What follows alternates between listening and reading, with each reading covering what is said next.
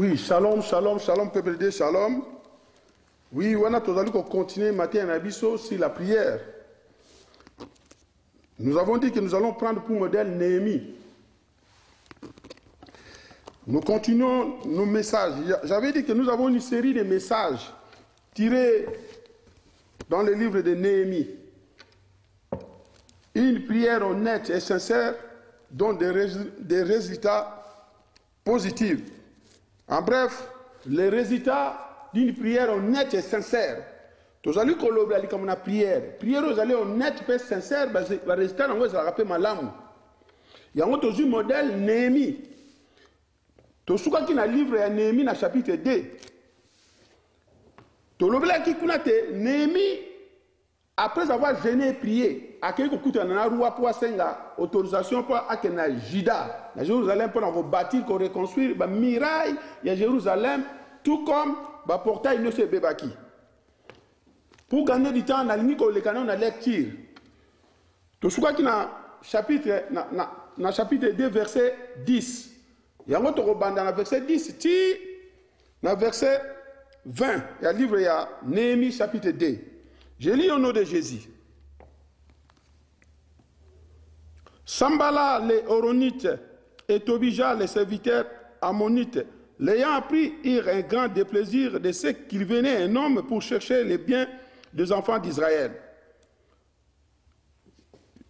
J'arrivai à Jérusalem et j'y passai 3 jours, après quoi je me levai pendant la nuit avec quelques hommes, sans avoir dit à personne ce que mon Dieu m'avait mis au cœur de faire pour Jérusalem. Il n'y avait avec moi d'autres bêtes de somme que ma propre monture. Je sortis de nuit par la porte de la vallée et je me dirigeais vers la source du dragon et vers la porte du fumier. Considérant les murailles en ruine de Jérusalem et réfléchissant à ces portes consumées par le feu, j'ai passé près de la porte de la source et de l'étang du roi. Il n'y avait point de place par où puisse passer la bête qui était sous moi. J'ai monté de nuit par le tort et j'ai considéré encore la muraille, puis j'ai rentré par la porte de la vallée et je fis ainsi de retour. Verset 16. Les magistrats ignoraient où j'étais allé et ce que je faisais jusqu'à ce moment. Je n'avais rien dit aux Juifs, ni aux sacrificateurs, ni aux grands, ni aux magistrats, ni à aucun de ceux qui s'occupaient des affaires. Je leur dis alors, voyez les malheurs voyez les malheurs état où nous sommes. Jérusalem est détruite et ses portes sont consumées par les feux. Venez, rebâtissons la muraille de Jérusalem et nous ne serons plus dans l'opprobre. Et je leur racontais comment la bonne main de mon Dieu avait été sur moi et quelles paroles le roi m'avait adressées. Ils dirent, lèvons-nous et baptisons. Et ils se fortifièrent dans cette bonne résolution. Sambala, les Horonites, Tobija, les serviteurs ammonites et Gesham, l'arabe, en ayant été informés, se moquèrent de nous et nous méprisèrent. Ils dirent, que faites-vous là? Vous révoltez-vous contre les rois? Et je leur fis cette réponse. Le Dieu des cieux nous donnera le succès. Nous, ses serviteurs, nous nous lèverons et nous bâtirons. Mais vous n'avez ni part, ni droit, ni souvenir dans Jérusalem. Là, c'était la lecture de la parole de Dieu. Bien-aimés dans le Seigneur, nous parlons de la prière. Je disais que l'homme plus la prière dégage une force, une puissance.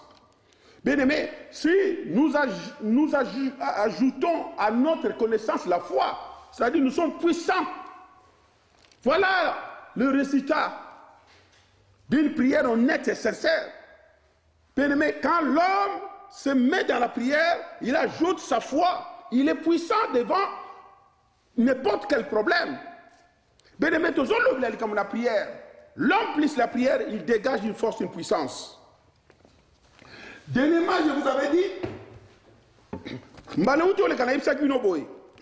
Néhémie Abimi, après avoir que je n'ai pas que prier, Bible lobby, accueilli et pas le roi. Néhémie est mort lobby, bien qu'à Géna qui a prié qui Mikole Bele Basanza. Mais tant qu'on Néhémie n'est pas roi, lui, Nazala qui n'a qu'au banga makasi. Mais pourquoi Néhémie avait peur? Je vous disais qu'il y a 3 tactiques de l'ennemi. La peur, la distraction et le découragement. Néhémie qui disait qu'il était dans la prière. La Bible nous fait voir, il a gêné, il a prié pendant longtemps. Mais quand il va se présenter auprès du roi Artaxerxès, il dit que j'étais dans la grande crainte. Mais ndenge Satan la sala rabiso. To bondeli au gêné. Aux autres décisions comme Néhémie, il faut na kende ce qu'on a poussé. Mais du coup, quand on a commis devant le roi, il y a eu commis dans makas. C'est-à-dire, à une visitation, il y a adversaire.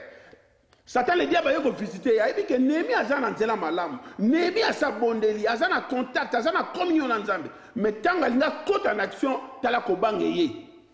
Tant que vous se comme là, na vie na yo.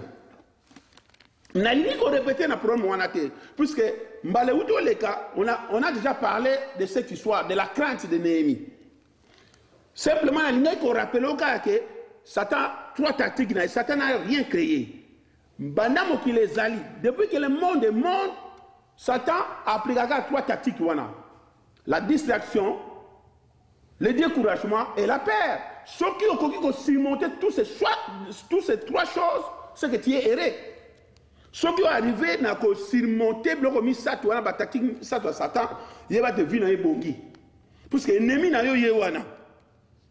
Bien aimé, ici, toujours dans le verset 10.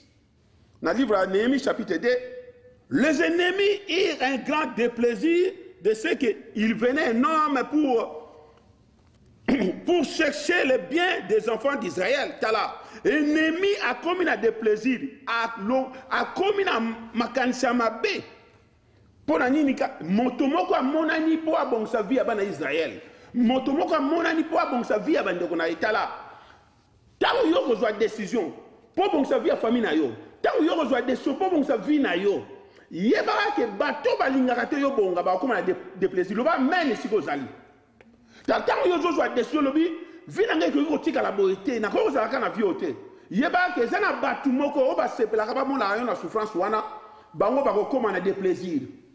Ba ko comme na makansa be, au lieu ba za na sengo, mais bango bako koma na koyima ima bako koma na botombo kikati na bango pote yo zui décision po vina ye bonga Néhémie alingi akende po asunga bandeko na ye bien metala tango yo kozwa décision sunga mobali na yo tango yo kozwa décision sunga mwasi na yo tango yo kozwa décision sunga libota na yo tango yo kozwa décision sunga bana na yo yeba keza na batu moko bako koma na déplaisir lo ba mene sikozali mais Néhémie atikaki te ezate ke po Basambala batubija ba comme des plaisirs Néhémie atika kita.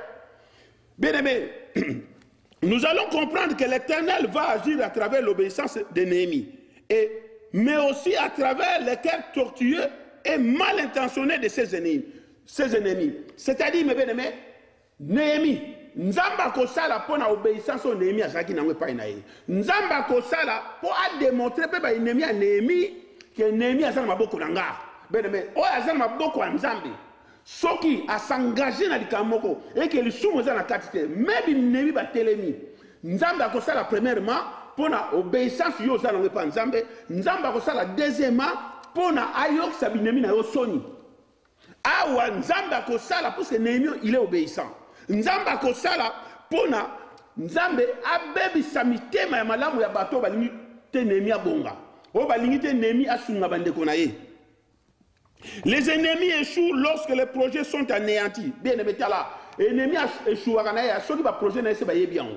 Ceux qui va projet n'est comme déjà anéanti, il va être ennemi à sa force. Ceux qui va déjà plan à il va te mater si nous sommes en communion avec Dieu, il utilisera l'opposition des ennemis pour l'amener à s'agenouiller devant lui, pour rétablir notre vie.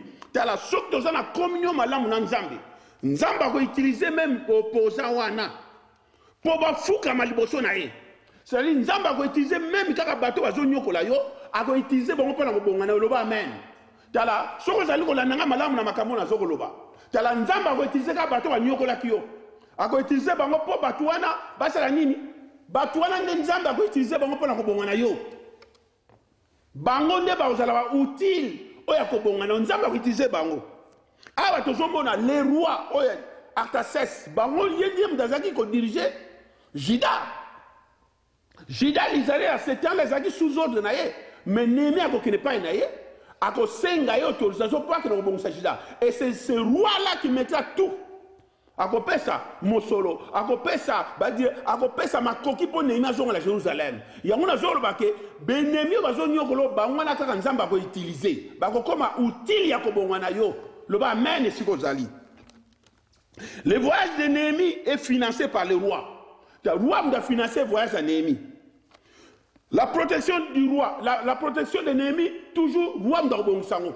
Roi gotia ba directive nyo surtout, roi go bon sama kamunyo surtout batu. Po ba sunga Néhémie et si kazo ke makambe ko kisama.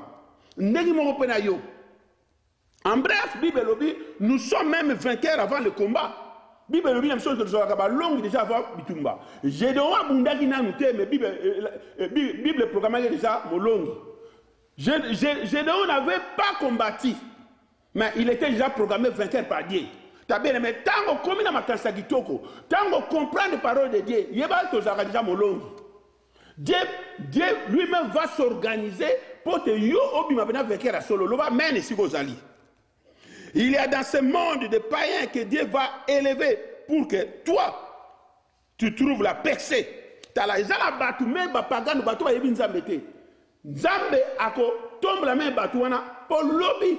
Yozwa bozui nanzela batu wana na mokilo nyoto zali ezala batu susu aza non croyant mais nanzela na ye nzamba ako s'organiser pour te yozwa tangu zozo mutu lobi na mokinde zotamula lelo neninga na koko bima penda na souffrance ezala mokilo neninga na koko bima na crise ezala mokilo mais laisse-moi te dire même les non croyants au monde na bambongo mingi même les non croyants au monde na bozui mingi tala Nzambe ako s'organiser na nzela ya batu wana yo kozwa. Tala na Bible awa na yebi ba roi mususu ba yaki ba païen ba non croyant. Bible lobi Nzamba élevé a pesi a te grandeur mo kati na ye. Bo yebi le roi Nebuchadnezzar. Bible lobi Nzamba élevé ki ye a commissionné la grandeur ikolo. Mais nzo grandeur ezalaka pa na mokolo moko Daniel aleka. Ezalaka pa na mokolo moko Daniel aleka. Tango Daniel a kokoma na Babylone. Oh, Daniel a comme la troisième personnalité dans la ville de Babylone. Tala nanzela ya roi wana. Bible lobi nzamba elevaki roi wana Nebuchadnezzar. Bien aimé, ce que aujourd'hui Bible nana Daniel, dans le livre de Daniel chapitre 5, au temps du verset 18 tina 21, tu verras comment Bible lobi clairement nzambe a élevé Nebuchadnezzar, même pagan. Tala na uto ko yebisa na chapitre 1er. Na ba leçon to le kana yebisa bino ke soki nzambe a permetaki ville ya Juda ezala détruite ezalaki po na mabe na bango basalaki kozanga kotosa nzambe nzambe c'est un juge juste a pesi ordre na Nebuchadnezzar o azaki mupakani a dominé sur son peuple.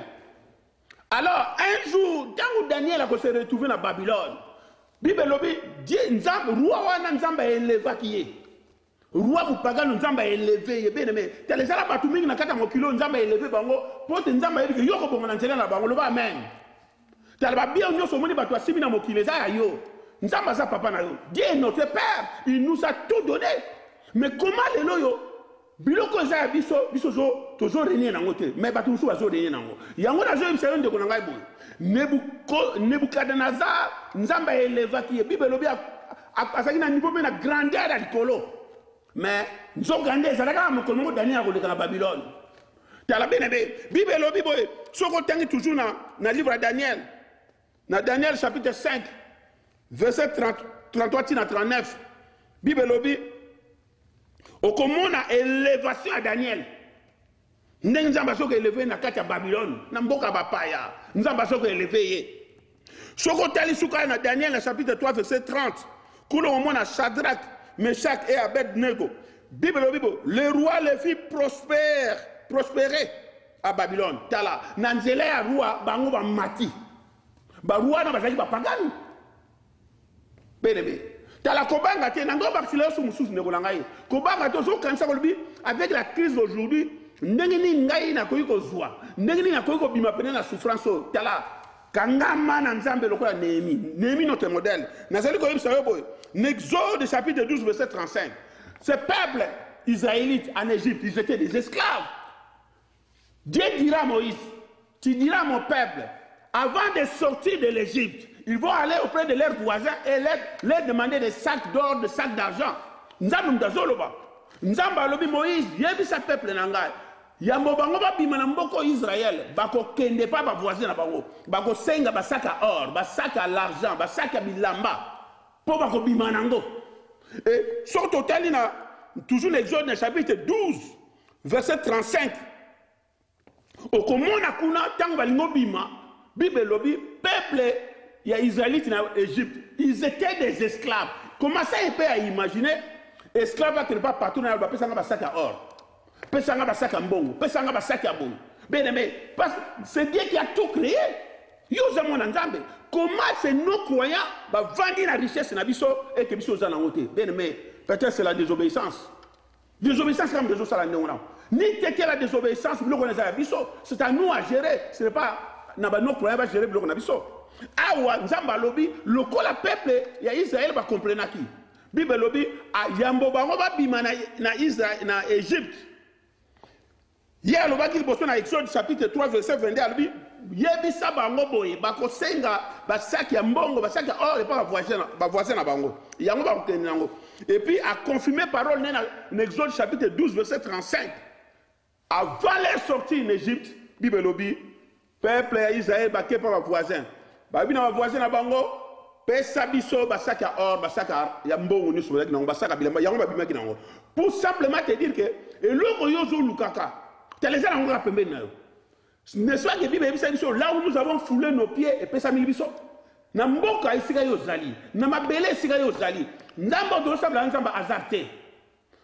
Lokola nzamba permettre yo tama tama makolo isiko zali. Yebate bon mengana pe ko bimawana e ko bimawana. Loba kinzamba mudatida ki wana ke loba men isiko zali. Ko bange loko moko te yo zalaka kana boto se pa nzambe comme modèle Néhémie. Bien aimé, nous allons comprendre que na uteko loba boye. Bon mengona wezale sika yo zali. Ko banga la crise aujourd'hui te, ko banga la situation zo traverser te, ko banga makambo zo vivre te.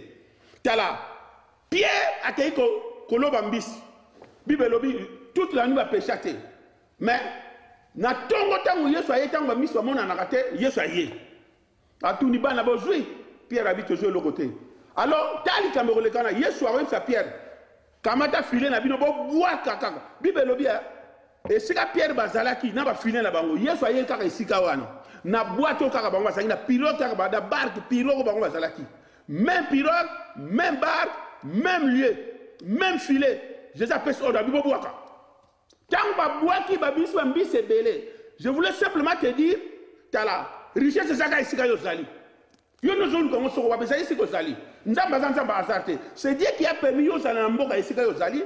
Nzamba a permis que yo sana ville isika zali ayebi nyo se zali. Yo no zo sosolate. Pierre n'a pas compris. Toute la nuit ils ont péché mais ba qui cité.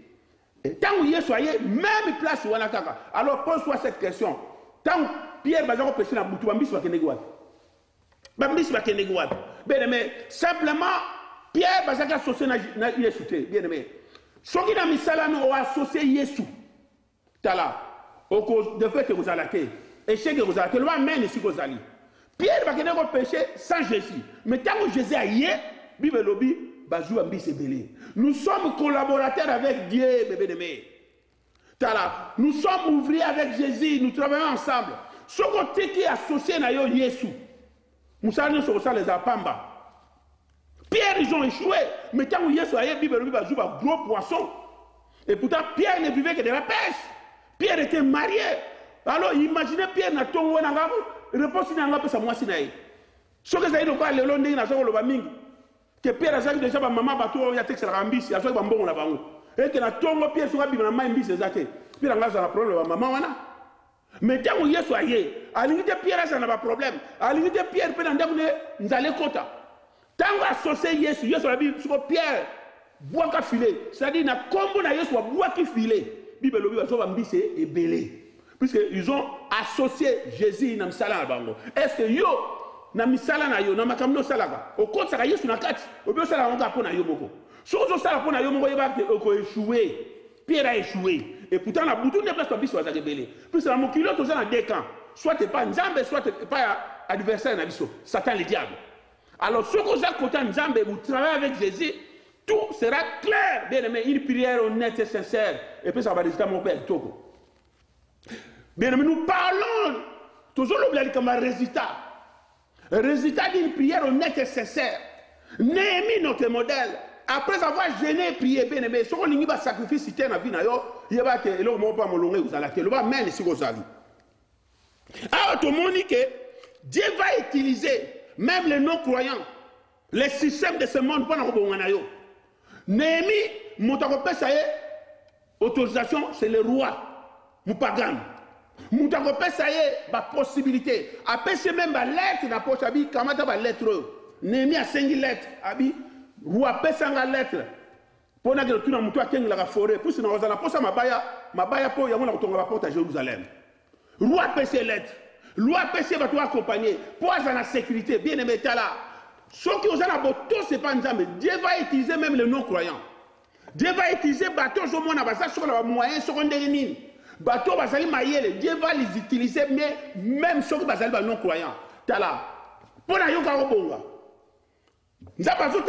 C'est lui le créateur. Même non croyants, c'est Dieu qui les a créés. Ceux qui nous ont utilisé, Dieu le fera. Mais toi, zalaka obéissant comme Néhémie. Alors, tout le monde Néhémie a changé ma formule. Oh, bah, retaki va vivre à bouger, mais Néhémie a bougé. Oh, bah, Mboka wana Jérusalem, Juda et Robongate. Mais Néhémie a changé ma formule. Azali tout au début, mais quand tu prends une décision, avance avec Dieu, Dieu est avec toi. Bible dit ceux qui sont sur les mains de l'Éternel, nous avons beau la zate. Ceux qui sont dans la boca nzambe, nous avons beau la boca nzambe. Bien aimé, je disais ceci. Les ennemis, bakoki nango ganga. Mais yebisa bango nazana na boca nzambe. Yango nazali ko pesa mutu mo conseil, évitez de devenir incrédule là. Boya ko comme incrédule. L'incrédulité est amabe. L'incrédulité dont je voulais parler mes bien-aimés, c'est-à-dire mutu mo yebi connaissance. Oyebi makambo za mabe mais o boyi na yo ko changer, ça c'est l'incrédulité. Yeba te le temps et sigal sumingité. Tozali ko kima na temps. Ba signe presque la fin toujours vivre en haut. Évitez ko comme incrédule. C'est-à-dire, na yebi vérité, mais na boy n'a pas appliquer, c'est ça l'incrédulité. Évitez d'arriver en retard.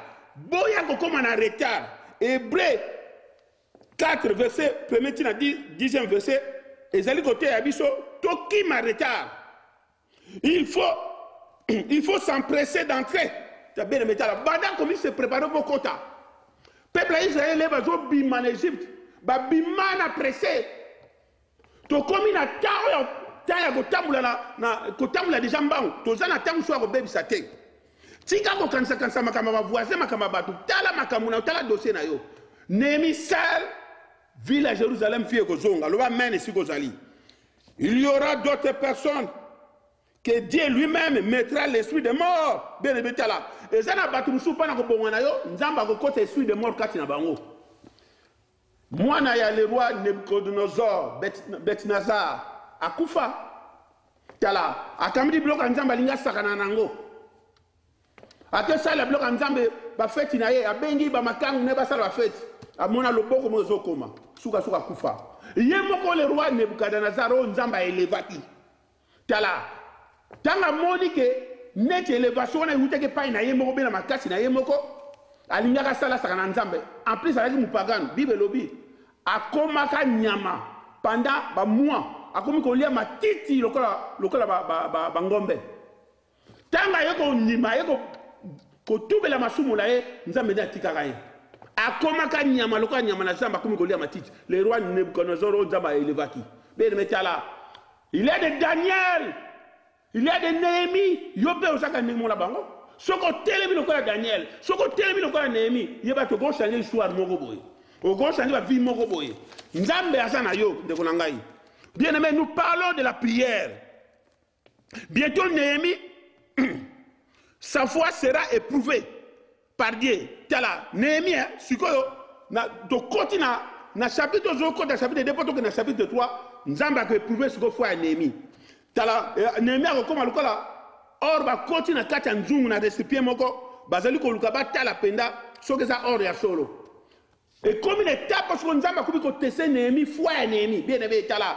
Quand tu prends une décision tu rentres si tu sais que tu es dans la bonne voie quels que soient les problèmes quels que soient les ennemis qui vont se présenter ko banga te. Tango bine ba koya nzamba ko tika tango mususu po ba tester foi na yo ici et comme il attend ko tester foi Néhémie ba sambala ba tobija ba ye. Néhémie est mis dans un récipient pour fondre certaines de ces substances, c'est-à-dire bon moto Néhémie ba lingo ko effaçango. Tala nzamba zo permettre ba effacer bo moto na yo. Nzamba zo permettre que be préveiller na vie na yo po yo kola makasi po binemi po ba yeba ke ya solo za ya nzambe. Dieu a testé Néhémie et ils savent qu'il était agréable. Nzamba yeba ke Néhémie est agréable mais zo ko tester. Or, Dieu commence à effacer l'homme extérieur de Néhémie. Tala nzamba comme ko effacer bon moto ya Néhémie. Ndeki mo pena yo tango ko telema yeba ke aujourd'hui des choses okende nzambe akoko permettre be preuve pour ba effacer bon moto na yo. C'est-à-dire o tia confiance non nyonso na nzambe.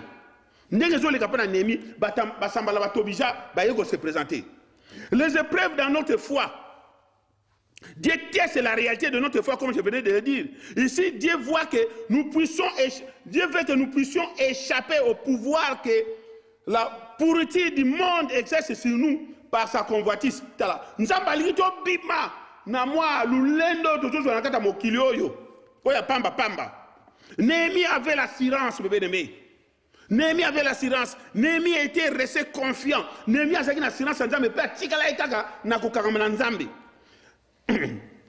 Bien-aimé, il y avait la connaissance de la parole que dans les temps difficiles, bien-aimé, pardon, je disais que si tu as la connaissance de la parole, dans les temps difficiles, Dieu, dans les temps difficiles, tu vas utiliser cette connaissance que tu as et tu vas ajouter la foi pour s'opposer au plan de l'adversaire. Bien-aimé, tu as la passion, ce que j'ai la connaissance, ce que j'ai la connaissance, ce que j'ai la foi. Au côté mais la ennemi, le bas mène ici aux alliés. Ceux qui connaissent ces actes, c'est là où se place Satan dans la bataille. Ceux qui ont la connaissance, n'attendent la difficulté. À comment dire qu'on dit qu'il y a sanctionné la connaissance, il y a une place où il est écrit. N'a pas tout ça Satan parce qu'il est écrit. Parce que connaissance ces alliés, à sanctionner qu'on dit ma, moutou azam tomakas, moutou azam tomakas. Bien aimé. Néhémie savait que le testament de Dieu ne peut être modifié par personne, si ce n'est par l'auteur lui-même. Bien aimé, là. Hébreu chapitre 6, verset 18, il dit testament, va changer à mon amouté. Car à mon tour, comment on peut changer le testament? La parole de Dieu, c'est un testament. Nzambe ça comment on peut changer ma loi na zate. Ce qui n'a qu'à na livre Nzambe ba comment qui va promesse à yo Nzamba la kazaka yo. Ce qui est à toi est à toi. Oya yo za yo. Oh Nzambe ça comment on peut changer wa zate. Ça on peut changer Nzambe. Alors Nzambe mo wa lui ces dons sont irrécupérables. Ba don Nzamba pesa ba taboto la rasuté. Oh Nzamba comment bilaka oh Nzamba ba bomba pona yo zaka yo. Tes promesses zaka yo mtu mota ko changer ngo. Testament mutako changer ngo kaka l'auteur ya komaki yango. Alors malobo Nzamba comment pona yo zaka yo. Mtu mota ko changer ngo te. Dans Romains chapitre 15 verset 4, la Bible nous dit ceci. Or, tout ce qui a été écrit d'avance comme un testament, on a l'a été pour notre instruction, afin que par la patience, la persévérance et par la consolation, le réconfort, que dans les Écritures nous possédions l'espérance. C'est ce que nous dit la parole de Dieu, mes bien-aimés. Or, tout ce qui a été écrit d'avance, oui, comment qui avant, comme un testament. Testament, va comment avant, va comment on te là était pour notre instruction. Et j'allais pour l'instruction, afin que par la patience, qu'on a persévérance, et par la consolation, le réconfort, que dans les Écritures, nous possédions l'espérance. C'est-à-dire, dans la connaissance, tous à l'espoir, car il est écrit. Les projets, nous avons préparé un projet de bonheur, non de malheur pour Natina Nayo. Tala. Oye bien, on peut l'écriture. nous reconnaissons la connaissance, quelles que soient les difficultés qui vont se présenter devant toi, on dit que Nzambe sa loba. Nzambe sa loba. Le cas testament, c'est pas comment. Moutakoko Seigneur a zaté. Vinanga ou Kenegal Bosso. Notre connaissance des Écritures détermine notre attitude. Tala. Connaissance nangaya makomi Nzambe. Et que détermine pas attitude nanga lo lenge nangaya ko zalaka. Face au présent et face à l'avenir. Tala. Connaissance biblique qu'on a ça nango, il y a un de déterminer ndenge nangai. Na tango pe na tango ezali koya. Néhémie connaissait les Écritures. Néhémie a ébagué les Écritures. Il y a un chapitre 1er totanga qui tombe que Néhémie na chapitre 1er verset 7. Néhémie a zolobaka nzambe yo lobaki. Soki to peso mo Congo yo pesa mo Congo. Soto ye pa no poko ya. Puis azaki na connaissance Écriture. Il y a un temps azo la prière na ya va que pas roi. Le ko azaki na connaissance, azo connaissance na ina fois sangisi. Il y a un temps comme pas roi. Roi ne pouvait que céder. Le roi même ici que vous allez. Mais ce qu'on dit connaissance n'a pas non sang ici. Il y a pas tout ça pour les sengo. Que personne ne te fasse peur. Mutabang sayote. Ni te décourage, ni mutumo pas distraire yote. Ce sont là les tactiques du diable. On a eu le découragement, la distraction et la peur. What is la tactique à Satan? Depuis que le monde est mort, la tactique n'est yangwana. Ce qu'on surmonte le remisa, tu vas gagner. Il y a une porte qui est ouverte pour toi. Mais sois prudent. Tala. Et là, la porte est formée pour nayo. Au moment où il y a un rond-point, mais le lot, porte est formée, mais mon est pour nayo. Le coup, la porte est formée pour nayo, on retourne sur le rond-point. Tu as trouvé la direction où il faut le kende. Au Zango Balkwaming na rond-point, Moutsa zo Balkwam rond-point c'est Kabungi. Alors, sur la monnaie direction à qu'il faut kende. Nazoko yep salon de Gonanga Zola, Nangayaba te porte formée pour na vie nayo. Ce qui est au l'année direction où on va te échanger. Nous sommes au moment où certains de nos ennemis ne sont plus indispensables. Bien, mais là, comme la temps où mon Binyamin a vu ça, c'est indispensable. C'est-à-dire, basé sur la possibilité de retenir bisoté. Il faut donc que des cas là. Ils ne sont plus indispensables. C'est bien de mettre là. Bateau bakanga qui va sont indispensables. Basé sur la possibilité de retenir yoté. Donc il y a une porte qui est ouverte. Porte qui est formée. Direction mon ami qui est dégagé. Bakora sous conseil le mon côté puisque yo télémi na prière pe na ba jeune. Yo télémi na mabon délit. Yo télémi na bobangi nzambe. Moyen comme ça la chose il faut pas céder. Donc tu peux passer car il y a une porte ouverte pour toi. Bien-aimé, je disais ceci. Dieu leur enverra un esprit d'égarement. Tala. Binemi na yo nzamba opesa mon esprit d'égarement puisque yo télémi ozo kende.